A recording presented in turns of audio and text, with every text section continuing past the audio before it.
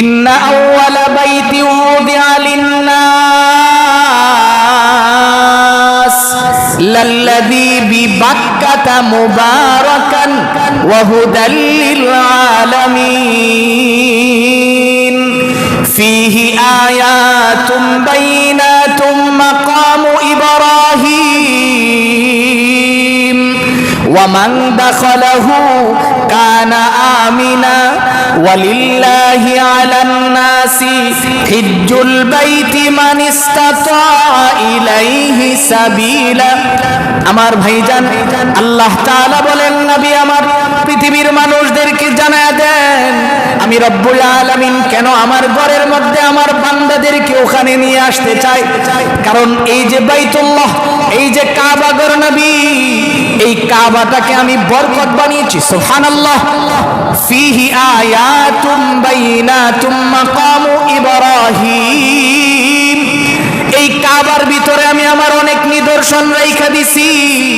এর ভিতরে একটা নিদর্শন হলো মাকাম ইব্রাহিম। সুবহানাল্লাহ। কারণ আল্লাহ তাআলা বলেন, ইন্না আউওয়ালা বাইতি উযিআ লিন-নাস লাল্লাযী বিবাক্কাতা মুবারাকান। আমি রব্বুল আলামিন এই কাবা এরিয়াটাকে, এই মক্কাটাকে আমি কেন এত দামি বানাইছি? কারণ এর ভিতরে আমি হায়াতের বরকত রাখছি, এর ভিতরে আমি রিজিকের বরকত রাখছি, এর ভিতরে আমি ইবাদতের বরকত লুকায়া দিছি। সুবহানাল্লাহ। ওয়া জামান والصلاة والسلام على أشرف الأنبياء محمد وعلى آله وصحبه ما دامت الملوان ونشهد أن لا إله إلا الله وحده لا شريك له ونشهد أن سيدنا وسندنا وحبيب ربنا ومحبوبنا ومعشوقنا ومولانا محمدا عبده ورسوله صلى الله تعالى عليه وعلى آله وأصحابه وبارك وسلم تسليما كثيرا. أما بعد فأعوذ بالله من الشيطان الرجيم. بسم الله الرحمن الرحيم. إن أول بيت وضع للناس للذي ببكة مباركا وهدى للعالمين فيه آيات بينات مقام إبراهيم ومن دخله كان آمنا ولله على الناس حج البيت من استطاع إليه سبيلا ومن كفر فإن الله غني عن العالمين. صدق الله مولانا العظيم وصدق رسوله النبي الأمي الكريم ونحن على ذلك من الشاهدين والشاكرين والحمد لله رب العالمين. اللهم صل على محمد وعلى آل محمد كما صليت على إبراهيم وعلى آل إبراهيم إنك حميد مجيد. اللهم بارك على محمد وعلى آل محمد كما باركت على إبراهيم وعلى آل إبراهيم إنك حميد مجيد. لا إله إلا الله الحليم الكريم সুবহানাল্লাহি ওয়া বিহামদিহি সুবহানাল্লাহিল আযীম সুবহানাকা লা ইলমা লানা ইল্লা মা 'আল্লামতানা ইন্নাকা আনতাল আলীমুল হাকীম। নেহায়াত কাবিল ইহতিরাম উপস্থিত দেশ ও জাতির কর্ণধার হযরত উলামায়ে কেরাম, অত্র এলাকার বিভিন্ন অঞ্চল থেকে আগত ইসলাম প্রিয় মুসলিম ভাইরা, মহান রব্বে কারীমের দরবারে অসংখ্য গণিত শুকর আদায় করছি, যিনি অত্যন্ত দয়া করে মেহেরবানি করে আমাদের হায়াতটাকে দীর্ঘায়িত করে সুস্থ শরীরে পবিত্র জুমার দিনে আল্লাহর ঘর মসজিদে বসে নামাজের পূর্বে কোরআন ও হাদিসের কিছু কথা শোনার তৌফিক দিয়েছেন। এই জন্য আমরা সকলেই পড়ছি আলহামদুলিল্লাহ। মোহতারাম ভাই, আমি আপনাদের সামনে পবিত্র কোরআনে কারিমা থেকে সূরা আলে ইমরানের ৯৬ নং আয়াত থেকে শুরু করে ধারাবাহিক কয়েকটা আয়াত তিলাওয়াত করেছি। আল্লাহ রাব্বুল আলামিন যেন তিলাওয়াতকৃত আয়াত এবং হাদিসের আলোকে আমাকে ইখলাসের সহিত কিছু কথা বলার এবং আপনাদের সকলকে আমল করার নিয়তে শোনার তৌফিক দান করুন। সকলে বলি আমিন। মোহতারাম ভাই, আমরা সকলেই ভালো করে জানি যে ইসলামের রুকন হলো ৫টা। এটা আমাদের সকলেরই জানা। এর মধ্যে অন্যতম একটা হলো হজ্জে বাইতুল্লাহ জিয়ারত করা। আমরা ধারাবাহিকভাবে সূরাতুশ শূরা যেই কথাগুলি শুনতেছিলাম, এর ভিতরে ৭ নম্বর আয়াতের তাফসীর আমরা গত জুমায় শুনেছিলাম যে আল্লাহ রাব্বুল আলামিন বলেছেন, হে রাসূল, আপনি দুনিয়ার মানুষদেরকে হাসরের দিনের কথা বলে দাওয়াত করেন। ওই দিনের কথা বলেন যেই দিন আল্লাহ রাব্বুল আলামিন সমস্ত মানুষগুলিকে কি করবেন? জমা করবেন। কোরআন শরীফের ভিতরে যদি আপনি দেখেন, হজের বিষয়ে আল্লাহ রাব্বুল আলামিন স্বতন্ত্র একটা সূরা নাজিল করেছেন, যার নাম হলো সূরাতুল হজ। কোরআনে কারিমায় নামাজ সংক্রান্ত কিন্তু কোনো সূরা নাই, যাকাত সংক্রান্ত এই নামে কোনো সূরা নাই। বিক্ষিপ্তভাবে বিভিন্ন সূরায় আল্লাহ রাব্বুল আলামিন এই বিষয়গুলি আলোচনা করেছেন। মুসলমান সম্পর্কে কোনো সূরা নাই, অথচ আল্লাহ রাব্বুল আলামিন সরাসরি স্পষ্ট একটা সূরা নাজিল করেছেন, যেই সূরার নাম হলো সূরাতুল হজ। হজ সংক্রান্ত একটা সূরা। সবচেয়ে মজার বিষয় হলো আল্লাহ তাআলা হজ সংক্রান্ত সূরা নাজিল করে এই পুরা সূরাটার ভিতরে শুধু কিয়ামতের কথা বর্ণনা করেছেন। সুবহানাল্লাহ। কিসের কথা বর্ণনা করছেন? সবাই বলেন কিসের? কিয়ামতের। কেবল মাঝামাঝি যায় কয়েকটা আয়াতে আল্লাহ হজের কথা বলেছেন। তো এখন প্রশ্ন হলো, সূরার নাম হজের সূরা, কিন্তু বলা হলো কিয়ামতের কেন? এই কথাটা বলার আমার উদ্দেশ্য হলো, আমরা যেহেতু সূরাতুশ শূরার ধারাবাহিক তাফসীর শুনতে যে এক জায়গায় ছিলাম যে আল্লাহ তাআলা হাসরের দিনের ভয় করার কথা বলেছেন, মানুষকে হাসরের দিনের কথা বলে দাওয়াত করার কথা কেন বললেন? মুফাসসিরিনে কিরাম তার চমৎকার কয়েকটা জবাব দিয়েছেন। এর মধ্যে একটা জবাব হলো, আল্লাহ রাব্বুল আলামিন কেন কিয়ামতের কথা বললেন? কিয়ামতের কথা বলার কারণ হলো, সূরাতুল হজ্জের শুরু থেকেই আল্লাহ কেন কিয়ামতের ওয়াজ করেছেন। কিয়ামতের দিন যেই জায়গায় দাঁড় করানো হবে, এই মাঠটাই হবে আজকে হজে গিয়ে আপনি যেই মাঠে দাঁড়ান, আরাফার মাঠ। সুবহানাল্লাহ। এই আরাফার মাঠটাকেই হাসরের মাঠ বানানো হবে। তো কিয়ামতের দিন আমরা তো দাঁড়াবো আরাফার মাঠে। আল্লাহ রাব্বুল আলামিন এই মাঠটাকে শেয়ারে ইসলাম বলেছেন কেন? যে এটা একটা ইসলামের শেয়ার কেন বলেছেন? আজ থেকে ২০ বছর আগে যেই পরিমাণের হাজি হজ করতে যাইতো, এখন কি এইটুকুন হয় না আরো বেশি হয়? অনেক বেশি হয়। শুধু বেশি না, অনেক বেশি হয়। আল্লাহ রাব্বুল আলামিন বলেন যে ইসলামের নিদর্শনের মধ্যে এটা একটা, যে আরাফার মাঠ, এই মাঠের মধ্যে এখন যেমন হচ্ছে আরো ২০ বছর ৫০ বছর পরে এর চেয়ে শতগুণ বেশিও যদি মানুষ হয়, এই মাঠের ভিতরে সকলকে ধারণ করা হবে। সুবহানাল্লাহ। যে এই মাঠ ভয়রা ওভার হয়ে গেছে গা, মানুষ সাইডে দাঁড়িয়ে রয়েছে এমন হবে না।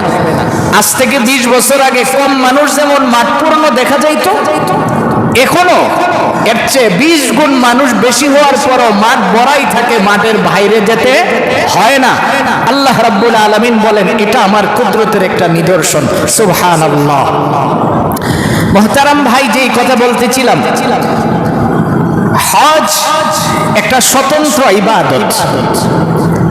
আল্লাহ রাব্বুল আলামিন যাদেরকে আল্লাহর ঘরে ডাকেন তারাই আল্লাহর ঘরের মুসাফির হতে পারে, যাদেরকে আল্লাহ কবুল করেন তারাই যেতে পারে, কবুল না করলে ওখানে যাওয়ার মতো কোনো সুযোগ থাকে না। আমাদের সামাজিক কিছু জিনিস আছে যেগুলিকে আমরা মনে করি যে হজের আগে এটা কাজ। কাউকে যদি আপনি জিজ্ঞেস করেন, ভাই আপনার এত সহায় সম্পদ আছে, আপনি হজে যান না কেন?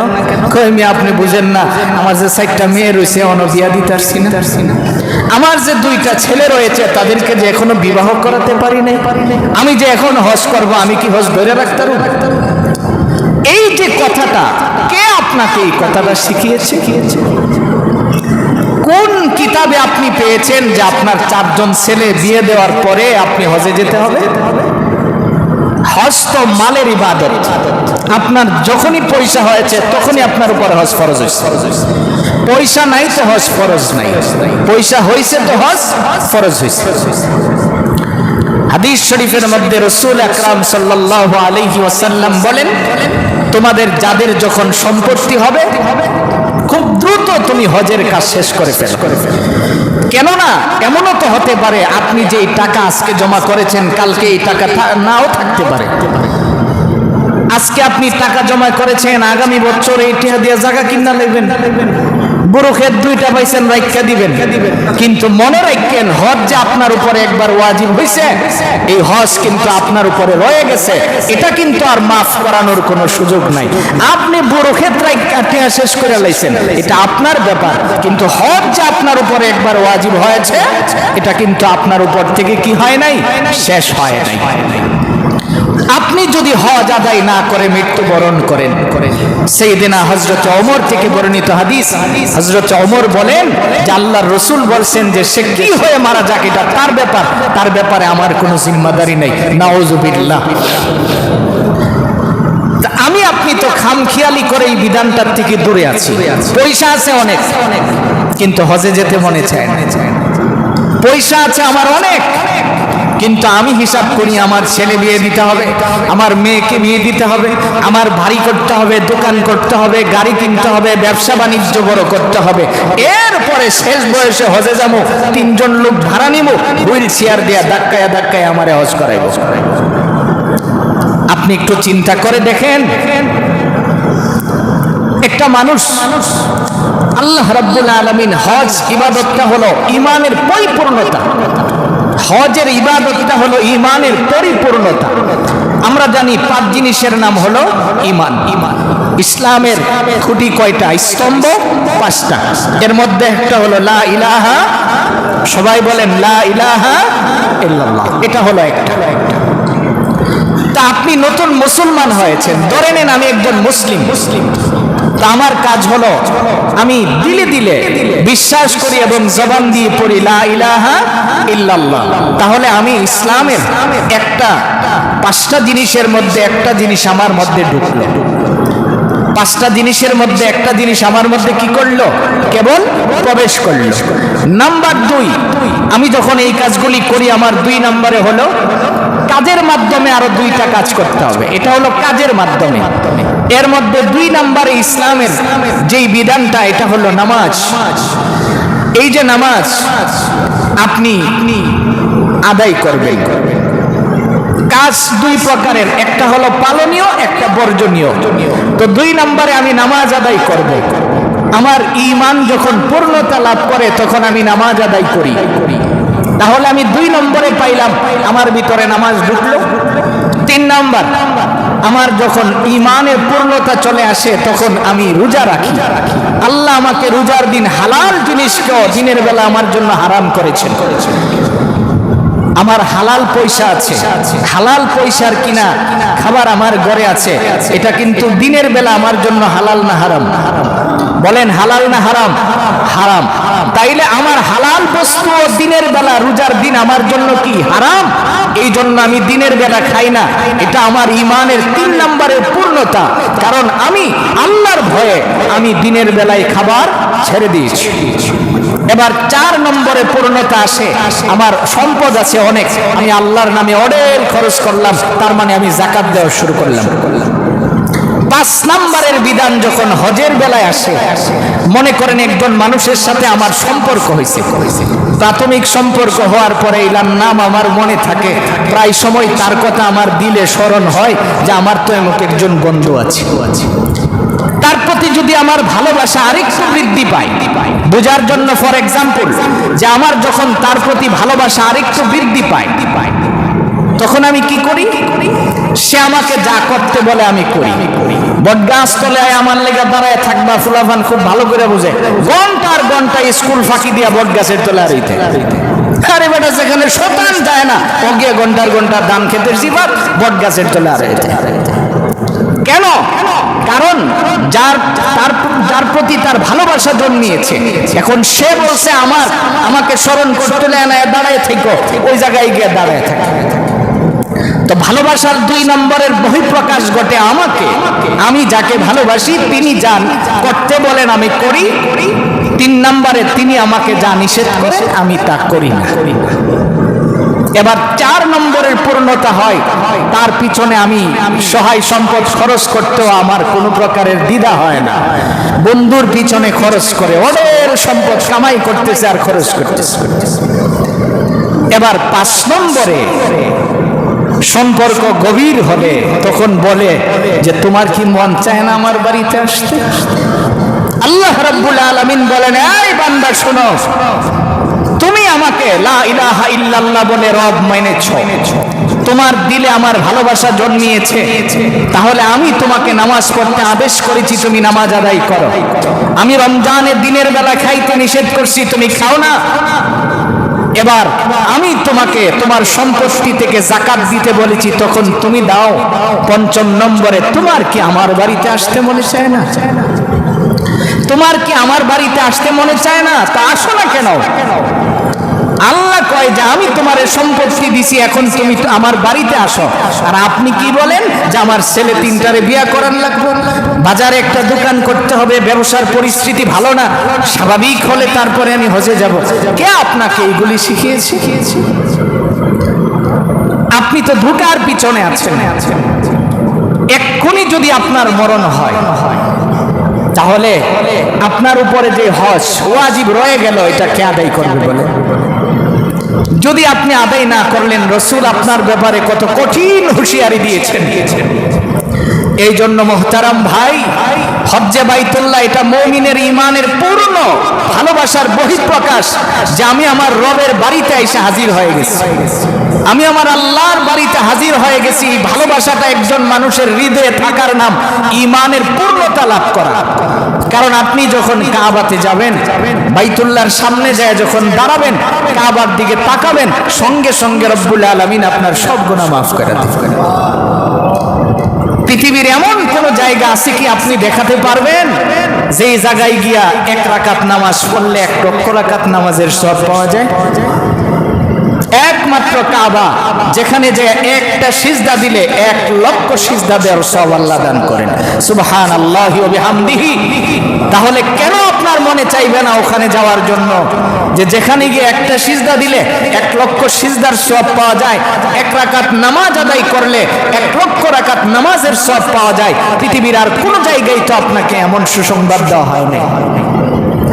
এই জন্য রব্বুল আলামিন বলেন আমার তিলাওয়াতকৃত আয়াতের মধ্যে, ইন্না আউওয়ালা বাইতি উদিআ লিন্নাস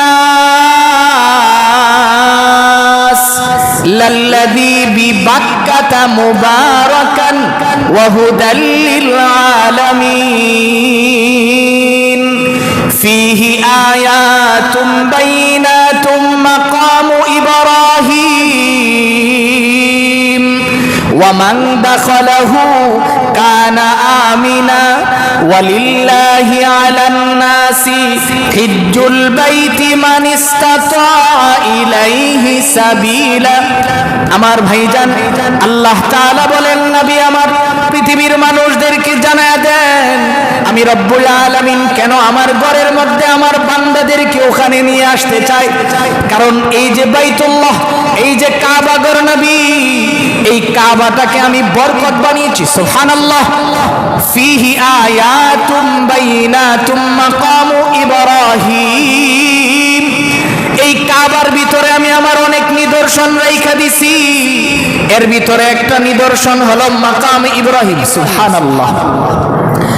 কারণ আল্লাহ তাআলা বলেন, ইন্না আউওয়ালা বাইতি উদিআ লিন-নাস লাল্লাযী বিবাক্কাতা মুবারাকান।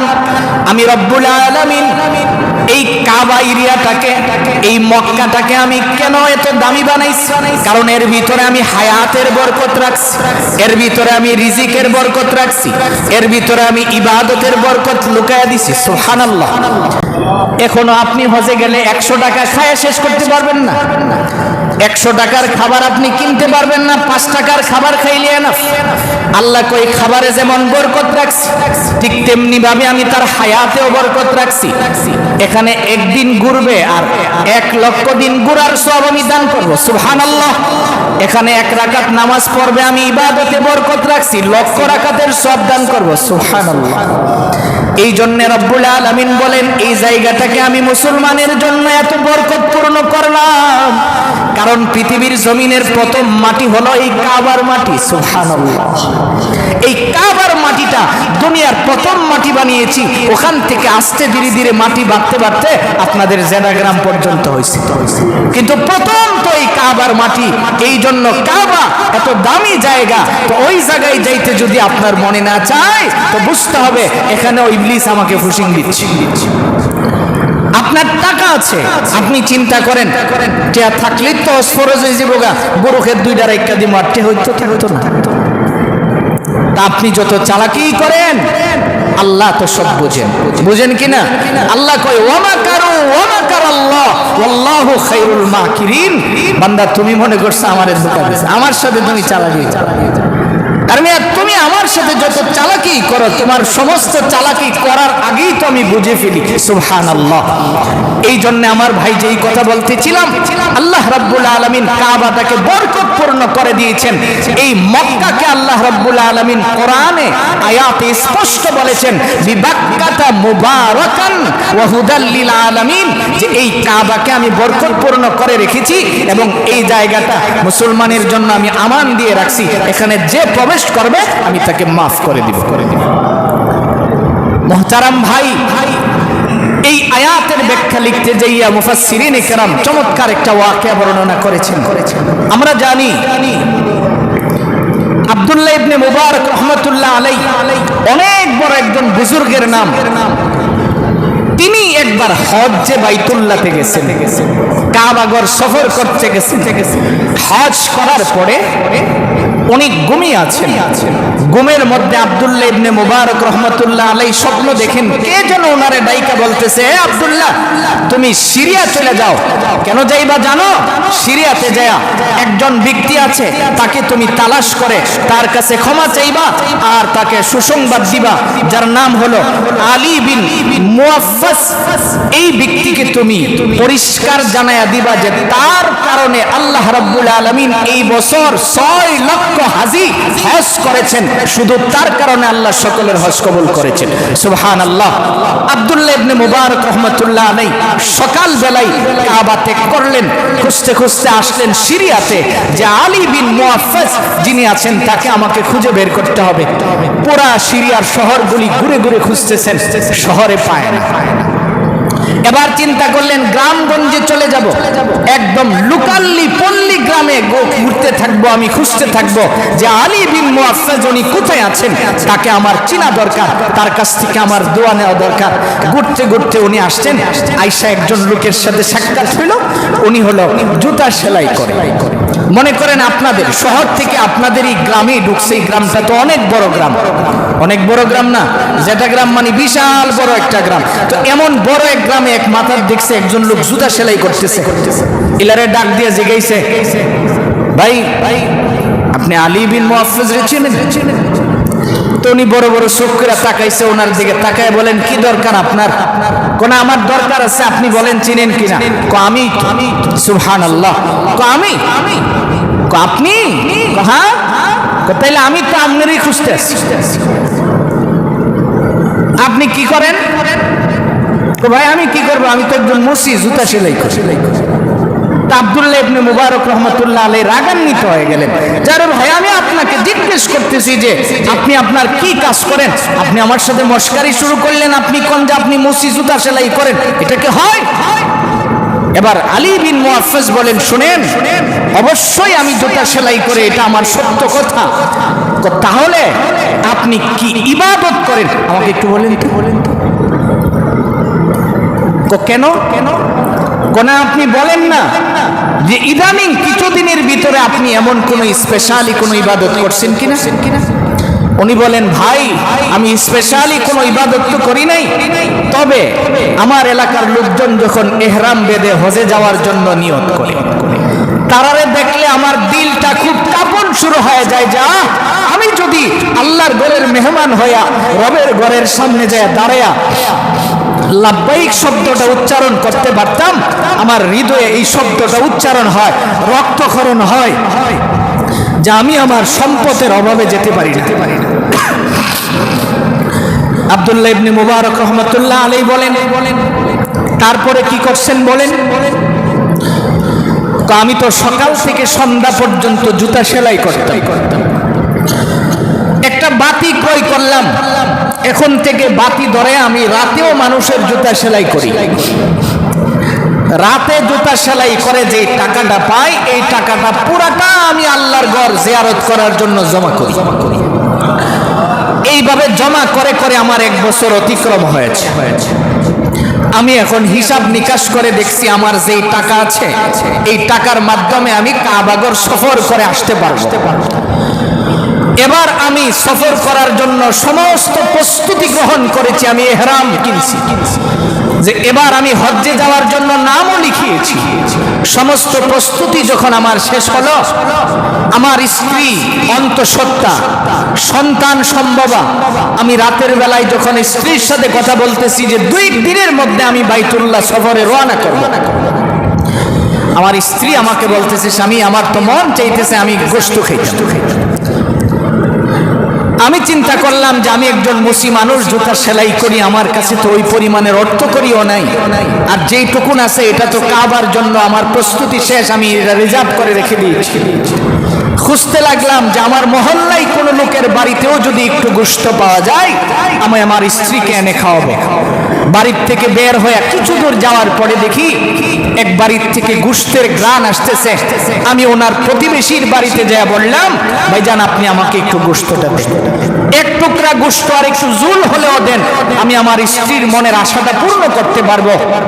বাড়িওয়ালা আমার হাত ধরে কাইন্দা দিচ্ছে, চোখের পানি ছেড়ে দিয়ে বলতেছেন, ভাইজান আপনি যে আসছেন, যেই গোশতটা আমি পাকিয়েছি এটা আমার জন্য হালাল, কিন্তু আপনার জন্য এটা হালাল না।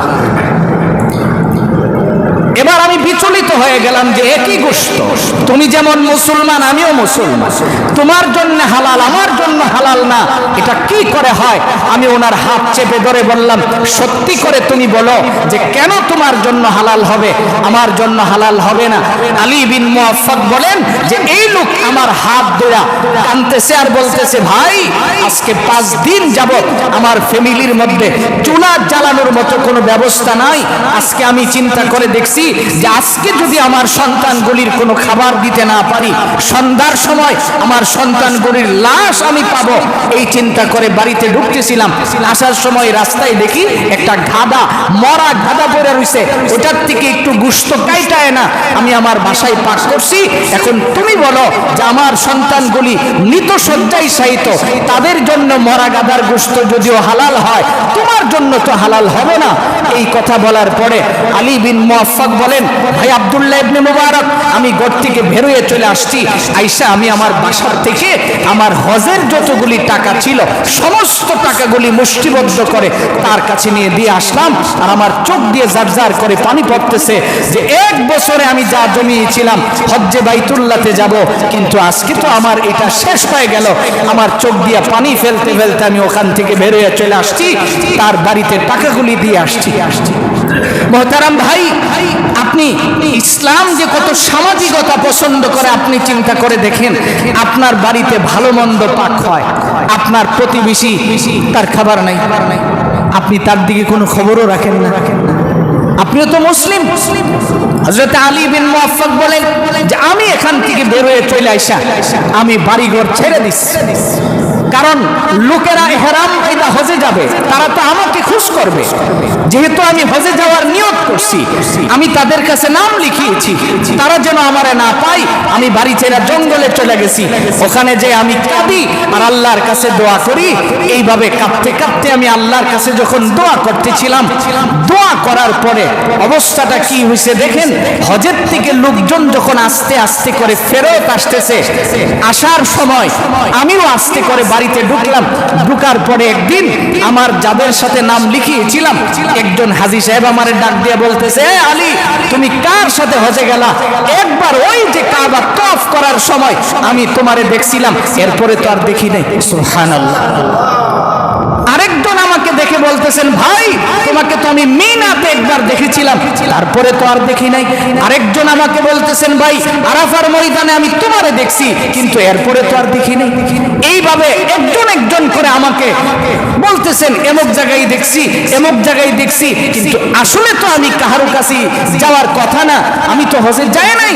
এবার আলী বিন মুআফফাক বলেন, শুনেন, সর্বশেষ একজন ব্যক্তিগত 2 দিন আগে আমার কাছে আসছে, আয়েশা বলতেছেন, আলী তুমি কি জানো, তুমি যখন রসুলের রওজা জিয়ারত করতে গেছিলে সালাম দেওয়ার জন্য, তখন রিয়াজুল জান্নার ভিতরে আমি বসা ছিলাম, তোমার টাকার একটা থলে আমার কাছে যে রাইখে গেছিলা, লোকজনের ভিড়ে হারাইয়া যাইব এই জন্য আমার কাছে যে এটা রাখছো, রাইখা যে তুমি গেলা দেশ পর্যন্ত চলে আসলা, টাকাটা তো আর ফেরত নিলা না, তোমারটা তুমি রাখো, যেইভাবে আমার কাছে দিছিলা এইভাবেই আমি তোমারে দিছি, কিন্তু আমার কাছে তো আচানক লাগতেছে, ব্যাপারটা কি? এই চিন্তা করে আমি ঘুমাইছি। ঘুমের মধ্যে আমি স্বপ্ন দেখতেছি মুহাম্মদুর রাসূলুল্লাহ সাল্লাল্লাহু আলাইহি ওয়াসাল্লাম আমার ঘরের মধ্যে এসে হাজির হয়ে গেছেন। রাসূল আমাকে বলতেছেন, এই আলী বিন মুআফফাক শোনো, আমার একজন উম্মতের অনাহারে থাকার কারণে তুমি যে তার ঘরে খাবারটা পৌঁছিয়ে দিয়েছিলে, এই জন্য আমি রাসূল তোমার কাছে একজন লোকের মাধ্যমে তোমার কাছে হাদিয়া পাঠিয়ে দিয়েছি। সুবহানাল্লাহ। এই টাকার তলে ঘুম থেকে ওইটা দেখে আমার কাছে আছে। এবার আব্দুল্লাহ ইবনে মুবারক কয়, আলী ইবনে মুআফফাক শোনো, আসল কথা তো ওই জায়গায়, কারণ তোমার হজ আল্লাহ কবুল করছেন, শুধু তা নয়, তোমার আকৃতি দিয়া একজন ফেরেশতার মাধ্যমে হজের সমস্ত কার্যক্রম পরিচালনা করিয়েছেন, এবং আমি আব্দুল্লাহ ইবনে মুবারককে শুনিয়েছেন তোমার কারণে ওই 6 লক্ষ যারা হজ করছে ওই বছর সকলের হজ আল্লাহ কবুল করেছেন। সুবহানাল্লাহ। এই জন্য আমার ভাই, হজ্জে বাইতুল্লাহ এটা হৃদয়ের চাওয়া। আল্লাহ তাআলা বলেন, একজন মুমিন যখন পূর্ণ ঈমানওয়ালা হয়, তার হৃদয়ে যখন পূর্ণ ভালোবাসা জন্মায়, ওই ভালোবাসার বহিঃপ্রকাশ হলো সে আল্লাহর ঘরের সামনে হাজির হয়া সাদা সফেদ পোশাক পরিধান করে এবার রবের ঘরে ঘুরে ঘুরে বলবে, লাব্বাইক আল্লাহুম্মা লাব্বাইক। এই শব্দটা যখন বান্দা তার মুখ থেকে বের করে, আল্লাহ রাব্বুল আলামিন বলেন, আমি সঙ্গে সঙ্গে বান্দার ডাকের জবাব দিই। সুবহানাল্লাহ।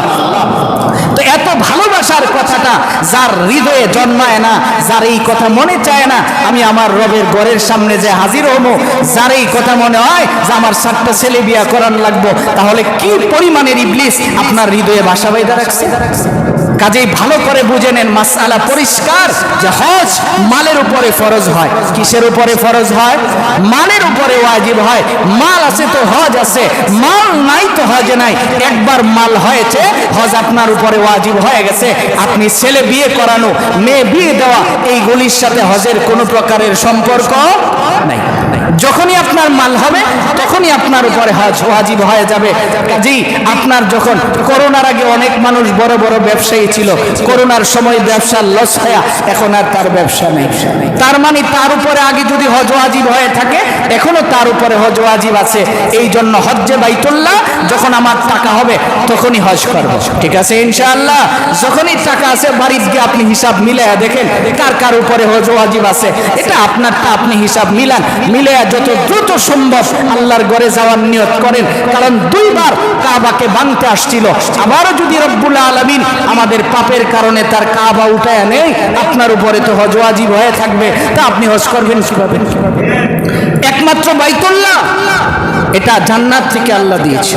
এই কাবার মধ্যে যে পাথর লাগানো আছে এইগুলি জান্নাতি পাথর, কারণ কাবা বরাবর উপরে আছে বাইতুল মামুর, যেখানে ফেরেশতারা তওয়াফ করে এবং ইবাদত করে। ওই ফেরেশতারা তো ওই ঘর বরাবর আল্লাহ জমিনে ঘরটা আমাদের জন্য রহমত রাখছেন, কারণ এই ঘরের দিকে তাকানোর সাথে সাথে রব্বুল আলামিন কি করেন? গুনাহ মাফ করে দেন, বান্দার সমস্ত গুনাহ মাফ হয়। আর কোন ব্যক্তি যখন কবুল হজ তার হয়, তার হজটা যদি, যেই কথাটা বলতেছিলাম এটা তো হৃদয়ের সাথে সম্পর্ক।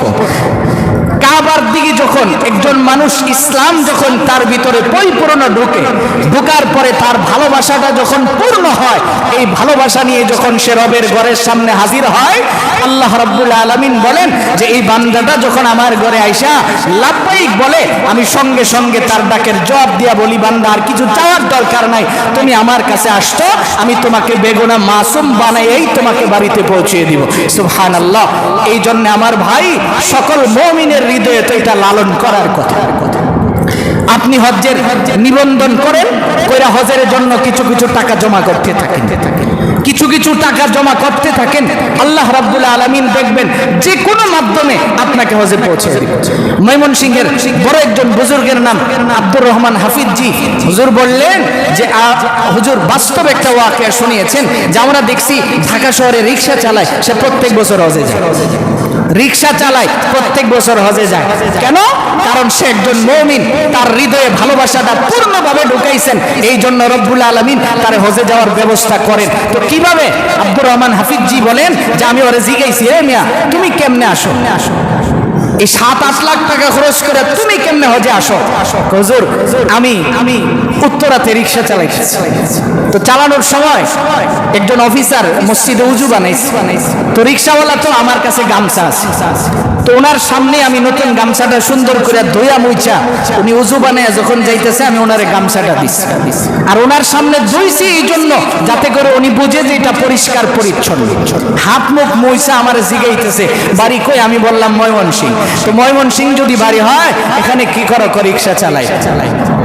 হজে গেছো না? যাইবা? তো কয় যে আমি হজে যাবো, তো রিকশা চালাই, আমি হজে যাবো কেমনে? আগামী এমক দিন একটা কার্ড দিছে, আমার অফিসে এসো। ওই ওনার অফিসে গেছি, যাওয়ার পরে উনি ওনার লোক দিয়া পাঠাইয়া পাসপোর্ট বানাইছে, উনি আমার সাথে করে হজে নিয়ে এসেছে। এবং শুধু 1 বছর না, কয়েক বছর যাবত এই লোক আমার হজে নিয়ে যায়। তো এই জন্য বলছি যে ইসলাম, প্রথমে আপনি যখন আল্লাহর প্রতি ভালোবাসা আসে তখন আমরা পড়ি লা ইলাহা ইল্লাল্লাহ। এই ভালোবাসাটা যখন হৃদয়ে পূর্ণ হয়, ফলের মৌসুম না এখন, ফলের মৌসুম তো, যে আম যদি পাকে উপরে কালার আসে না? তো ঈমানও যখন কোন মানুষের হৃদয়ে ঢুকে তখন তার মধ্যে কালার চলে আসে। ঈমানেরও কালার আছে, যার ভিতরে ঈমান আছে তার ভিতরে নামাজ ঢুকে, যার ভিতরে ঈমান আছে তার ভিতরে রোজা ঢুকে, যার ভিতরে ঈমান আছে তার মধ্যে যাকাত ঢুকে, যার ভিতরে ঈমান আছে তাকে হজ্জে বাইতুল্লাহ পর্যন্ত পৌঁছায়। এটাও ঈমানের কালার। এই জন্য আমার ভাই, আল্লাহ রাব্বুল আলামিনের কাছে আমরা দোয়া করব, আল্লাহ যেন আমাদের সকলকে মকবুল হজ করার তৌফিক দান করুন, এবং আমাদের সকলকে যেন আল্লাহর ঘরের সামনে যায় লাব্বাইক শব্দ উচ্চারণ করার তৌফিক দান করুন। সকলে বলুন আমিন। সুবহানাল্লাহি ওয়া বিহামদিহি, সুবহানাকাল্লাহুম্মা ওয়া বিহামদিকা আশহাদু আল্লা ইলাহা